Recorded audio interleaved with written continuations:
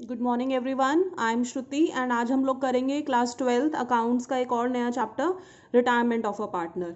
Since देखिए हमने पहले भी वीडियोस में डिस्कस किया था कि जब भी पार्टनरशिप रिकॉन्स्टिट्यूट होती है, कौन कौन से केसेस में पार्टनरशिप रिकॉन्स्टिट्यूट हो सकती है। जैसे कि हमने किया था जब भी पार्टनर्स के बीच में प्रॉफिट शेयरिंग रेशो चेंज होगी तब वो रिकॉन्स्टिट्यूशन कहलाता है। कोई नया पार्टनर एडमिट होता है तब रिकॉन्स्टिट्यूशन होता है। कोई पार्टनर रिटायर करता है तब रिकॉन्स्टिट्यूशन होता है। ऐसे ही किसी पार्टनर की अगर डेथ हो जाती है तो हम उसको भी रिकॉन्स्टिट्यूशन बोलते हैं। तो today we will discuss a new chapter of reconstitution, that is retirement. तो रिटायरमेंट का क्या मतलब होता है? एज द नेम सजेस्ट कि मान लीजिए कोई पुराने पार्टनर्स हैं, उसमें से कोई एक पार्टनर फर्म से रिटायरमेंट यानी कि फर्म में अपना पार्टनरशिप कंटिन्यू नहीं करना चाहता, तो उसको हम बोलेंगे रिटायरमेंट। तो देखिए जब भी पार्टनर रिटायर होता है तो हम लोग क्या क्या ट्रीटमेंट्स करते हैं। सबसे पहले हम लोग फाइंड आउट करते हैं पार्टनर की न्यू रेशो। जो पार्टनर बचे हैं वो अब न्यू केस में किस रेशो में प्रॉफिट शेयर करेंगे। देन हम लोग गेनिंग रेशो फाइंड आउट करते हैं। एडमिशन के टाइम पे हम लोग क्या निकालते थे? एडमिशन के टाइम पे हम लोग सेक्रीफाइसिंग रेशो निकालते थे, जिसका फॉर्मूला होता था old ratio minus new ratio. तो और अगर आंसर नेगेटिव में आता था तो हम लोग बोलते थे कि वो पार्टनर ने गेन किया है। इसी तरीके से हम लोग अगर रिटायरमेंट हो रहा है तो पहले गेनिंग रेशो निकालेंगे, जिसका फॉर्मूला होगा new ratio minus old ratio. और अगर वो नेगेटिव में आए तो इसका मतलब होता है कि पार्टनर ने सेक्रीफाइस किया है, बिकॉज ये दोनों आपस में ऑपोजिट हैं। उसके बाद फोर्थ ट्रीटमेंट होगा हमारा अक्यूमुलेटेड प्रॉफिट्स एंड रिजर्व्स का, जो कि एडमिशन के जैसा ही होता है कि पुराने जितने भी प्रॉफिट्स होते हैं वो सब ओल्ड रेशो में डिस्ट्रीब्यूट हो जाते हैं। उसके बाद पेमेंट टू रिटायरिंग पार्टनर, जैसे कि जो पार्टनर अपना फर्म से अलविदा कहकर जा रहा है उसका कैपिटल का शेयर या फिर जितने भी पुराने रिजर्व्स हैं वो जो डिस्ट्रीब्यूट होंगे, वो सब शेयर्स मिला के जो भी पार्टनर का मिलता है हम उसकी पेमेंट करते हैं। और एक और एडजस्टमेंट होती है, एडजस्टमेंट फॉर गुडविल ऑल्सो, जो मैं लिखना भूल गई थी। Adjustment of goodwill, oh sorry, it is है इसमें पेज में entry for goodwill. Entry for goodwill is also very important topic, जिसका एडमिशन से थोड़ा सा ट्रीटमेंट डिफर करेगा, जो कि हम लोग आगे सीखेंगे। उसके बाद लास्ट टॉपिक जो हम लोग करेंगे एडजस्टमेंट ऑफ कैपिटल, जैसे कि हमने एडमिशन में भी किए थे। तो सबसे पहले हम लोग फर्स्ट पार्ट करते हैं कि कैसे न्यू रेशो और कैसे गेनिंग रेशो कैलकुलेट होती है। So let us start with the practical questions. देखिए फर्स्ट क्वेश्चन क्या कह रहा है कि ABC पार्टनर्स थे, उनकी प्रॉफिट शेयरिंग रेशो थी 1/2, 1/3 एंड 1/6 एंड B रिटायर कर रहा है, तो B इज रिटायरिंग। तो सबसे पहले क्या होता है, किसी भी रेशो में हम लोग को क्या करना होता है, we have to make sure that denominators are the same for every expression. तो हम क्या करेंगे, इनके डिनोमिनेटर को सेम करेंगे। कैसे करेंगे? जैसे कि ये 1/2 है, ये 1/3 है और ये 1/6 है, तो हम सबका डिनोमिनेटर 6 कर सकते हैं। इसका डिनोमिनेटर 6 करने के लिए हमें इसको 3/3 से मल्टीप्लाई करना पड़ेगा, इसको 2/2 से मल्टीप्लाई करना पड़ेगा। तो ये रेशो आ जाएगी 3/6 is to 2/6 is to 1/6। That means आपकी ओल्ड रेशो आ जाएगी 3:2:1। अब आपको ये पता है कि B रिटायर कर रहा है और उसके अलावा क्वेश्चन में आपको कुछ भी मेंशन नहीं है, तो ये आपका सेम जैसे कि एडमिशन में हुआ था साइलेंट केस होता है। इसमें न्यू रेशो क्या बन जाएगी, जैसे B रिटायर कर रहा है, A और C की न्यू रेशो बन जाएगी 3:1। एंड क्वेश्चन में गेनिंग किस रेशो में वो इस पार्टनर का शेयर गेन कर रहे हैं वो कुछ भी मेंशन नहीं है, तो गेनिंग रेशो भी आपकी कितनी बन जाएगी, 3:1 बन जाएगी। इसके अलावा ये और कुछ हमें इसमें एक्स्ट्रा कैलकुलेशन करने की जरूरत नहीं है।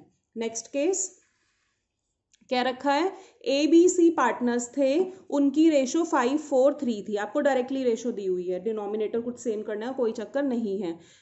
और कह रखा है कि B रिटायर हो रहा है, B इज रिटायरिंग, और उसका share was divided equally between A and C। अब देखो जैसे B फर्म से रिटायर हो रहा है तो अब प्रॉफिट लेना, जो प्रॉफिट पहले 3 हिस्सों में बट रहा था अब वो केवल 2 हिस्सों में बटेगा।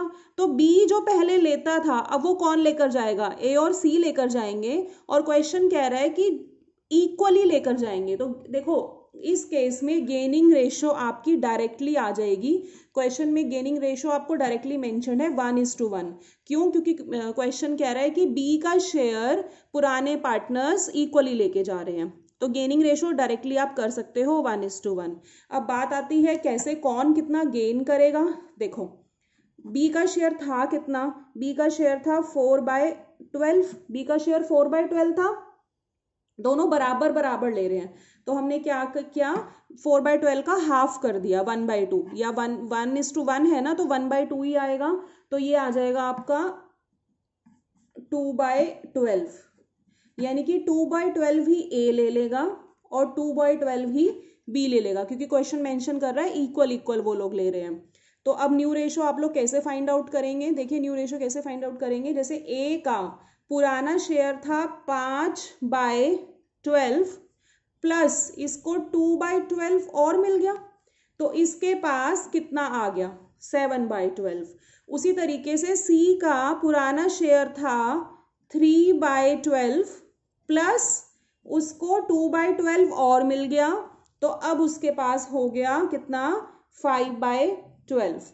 तो ए का न्यू शेयर आ गया 7/12, बी का न्यू शेयर आ गया 5/12, तो न्यू रेशो आपकी आ जाएगी 7:5 between A and C. Gaining ratio directly हमने इक्वली देख के लिख दी थी, नहीं तो आप गेनिंग रेशो को फॉर्मूले से निकाल सकते हो। The formula for gaining ratio is new ratio minus old ratio. Next case देखो, नेक्स्ट केस क्या कह रहा है कि पी क्यू आर 3 पार्टनर्स थे, उनकी प्रॉफिट शेयरिंग रेशो थी 5:3:2।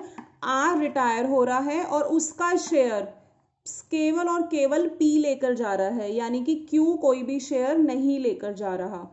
तो इसमें अगर हम गेनिंग रेशो की बात करें तो हमें ये पता है कि क्यू तो कुछ भी नहीं लेके जा रहा, तो हम लिखेंगे ओनली पी गेन, खाली पी गेन कर रहा है। तो कुछ भी अगर इसको जैसे क्यू को गुडविल के रिगार्डिंग आर को गुडविल के रिगार्डिंग कुछ भी पेमेंट करनी होगी तो वो केवल क्यू करेगा, ठीक है, तो केवल पी करेगा, मतलब आर रिटायर हो रहा है और ओनली पी इज गेनिंग, तो गुडविल के रिगार्डिंग जो भी पेमेंट करेगा वो केवल पी करेगा। वैसे हम लोग गुडविल का टॉपिक आगे डिस्कस करेंगे।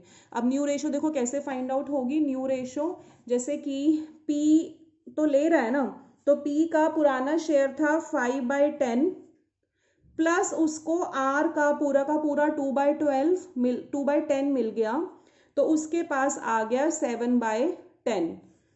क्यू का पुराना शेयर था 3/10, उसको कुछ भी मिला ही नहीं है, तो उसका शेयर एज इट इज रहेगा। आर तो रिटायर कर ही गया है, तो इस केस में न्यू रेशो आ जाएगी 7:3 between P and Q, and only P is gaining, ठीक है। तो जैसे रेशो 1:2 कुछ भी नहीं आएगी तो हम लिखेंगे ओनली पी इज गेनिंग, नहीं तो सेम फॉर्मूला करके आप लोग निकाल सकते हो। Gaining ratio is new ratio minus old ratio. तो इसमें आप लोग देखेंगे कि केवल पी का आएगा और क्यू का आपका निल आ जाएगा, 0 आएगा, क्योंकि क्यू को कुछ मिल ही नहीं रहा है, सारा का सारा पी को मिल रहा है, ठीक है। नेक्स्ट केस कह रखा है ए बी सी 3 पार्टनर्स थे, उनकी प्रॉफिट शेयरिंग रेशो थी 5:4:3। सी रिटायर हो गया, देखो सी इज रिटायरिंग और उसका शेयर ए और बी लेकर जा रहे हैं 3:2 की रेशो में। अब आपको ये गिवन है कि जो सी का शेयर है वो दोनों पार्टनर्स 3:2 में लेके जा रहे हैं, तो यही आपकी गेनिंग रेशो बन जाएगी। क्वेश्चन में सैक्रिफाइसिंग और गेनिंग रेशोज डायरेक्टली आप निकाल सकते हैं, थोड़ा सा आपको बस सोचने की जरूरत होती है, पूरा बड़ा फॉर्मूला लगाने की जरूरत नहीं होती है। आपको जब क्वेश्चन कह ही रहा है कि सी का जो शेयर है वो 3:2 में लेके जाएंगे, तो गेनिंग रेशो ऑटोमेटिकली 3:2 ही हो जाएगी। अब देखो कौन कितना लेके जाएगा, कैसे निकालोगे। देखो ए कितना गेन करेगा, सी का शेयर था 3/12 और ए लेकर जा रहा है 3:2 में, यानी कि 3/5, तो 3/12 को हम क्या करेंगे 3:5 में डिस्ट्रीब्यूट करेंगे, तो ए को कितना मिलेगा 3/12 का 3/5, यानी कि 9/60 तो ले लेगा ए। बी कितना लेगा 3/12, यानी कि सी का शेयर का बचा हुआ 2/5, ये रहा बी का 3:2 थी ना, 2/5, तो बी कितना ले लेगा 6/60। अब न्यू रेशो कैसे निकालोगे, ए का पुराना शेयर था 5/12 प्लस उसको 9/60 और मिल गया, तो उसके पास कितना आया, उसके पास आ गया 34/60। ऐसे ही बी का पुराना शेयर था 4/12, यहाँ से लिया 4/12 प्लस उसको 6/60 और मिल गया, तो उसका अब नया शेयर आ गया 26/60। तो आपकी न्यू रेशो आ जाएगी 34:26। इसको काट दो तो ये आ जाएगी 17:13 न्यू रेशो। और गेनिंग रेशो आप लोग डायरेक्टली निकाल सकते हो 3:2, वरना वही same formula, new ratio minus old ratio. Next case आपको बहुत ही सिंपल दिया हुआ है।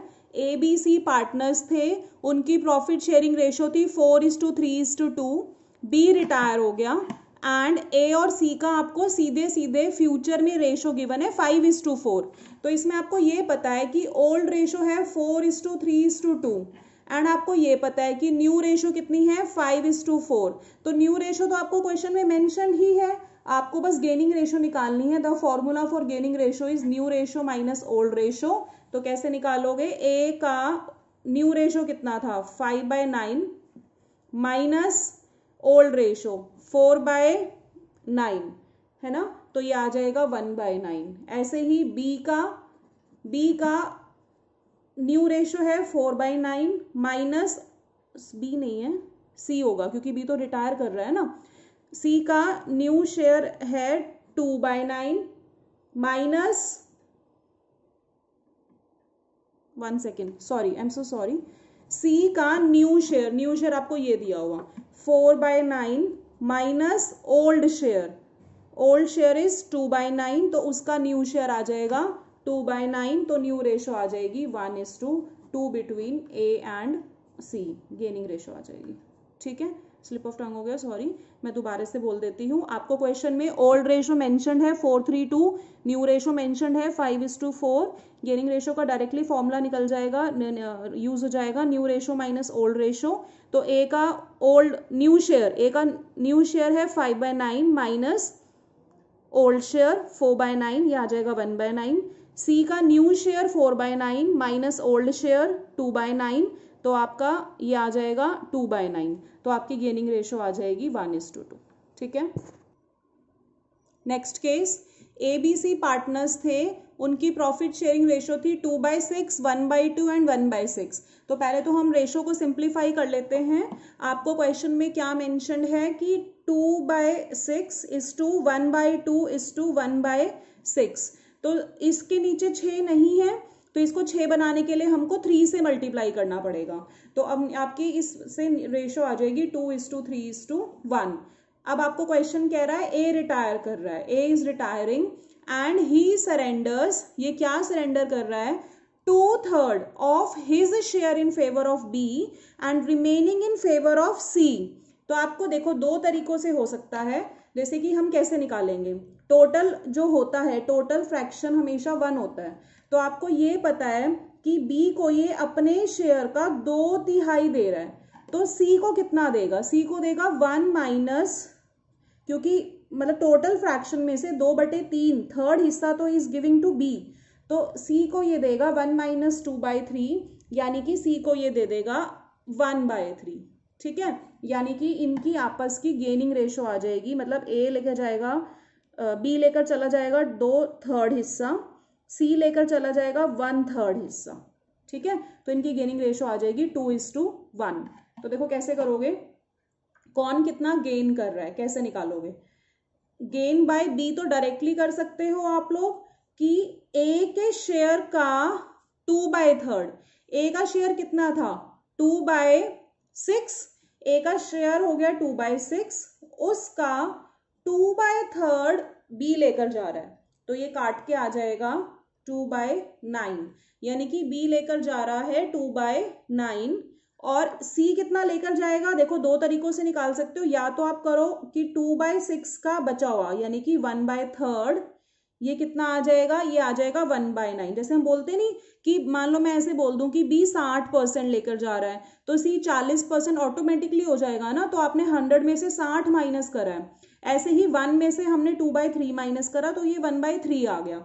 नहीं तो आप लोग कैसे कर सकते हो, देखो आपको ये पता है कि ए कितना लेकर जा रहा है, आपको पता है ए लेकर जा रहा है बी लेकर जा रहा है 2/9, तो सी कैसे निकालोगे, देखो ए का टोटल शेयर था 2/6, उसमें से 2/9 तो कौन ले गया, बी, तो सी कितना लेकर जाएगा, 2/6 में से 2/9 माइनस कर दो, ये भी आपका 1/9 ही आएगा। या तो हमने क्या किया 1 माइनस 2/3 कर दिया, 1/3 आ गया, तो बी कितना लेकर गया 2/3 हिस्सा, तो सी लेकर जाएगा 1/3 हिस्सा 1/9। नहीं तो हमने क्या किया कि बी लेकर जा रहा है 2/9, तो सी कितना लेकर जाएगा, टोटल शेयर था ए का 2/6, जिसमें से 2/9 ले गया बी, तो सी कितना लेकर जाएगा 1/9। दोनों का गेन आ गया, रेशो आ गई 2:1, क्योंकि बी लेकर जा रहा है 2/9, सी लेकर जा रहा है 1/9, तो दोनों की आपस की रेशो आपकी आ गई 2:1। अब आप लोग न्यू रेशो कैसे निकालोगे, देखो ए का पुराना शेयर था, इधर से देखेंगे बी का पुराना शेयर था 3/6, प्लस उसको और कितना मिल गया, उसको 2/9 और मिल गया, तो उसके पास आ गया 13/18। ऐसे ही सी का पुराना शेयर था 1/6 और उसको और कितना मिल गया 1/9 मिल गया, उसको 1/9 मिला था, और तो उसके पास अब टोटल शेयर हो गया 5/18। तो न्यू रेशो आपकी आ जाएगी 13:5। गेनिंग रेशो वैसे तो 2:1 आ ही गई है, नहीं तो you can verify it by the formula gaining ratio is equal to new ratio minus old ratio. अगर ये पॉजिटिव में आता है तो गेन, और अगर ये नेगेटिव में आ रहा है तो सेक्रीफाइस। ठीक है, यही केसेस थे आपके जिसमें कि आपको new ratio and gaining ratio निकालनी होती है।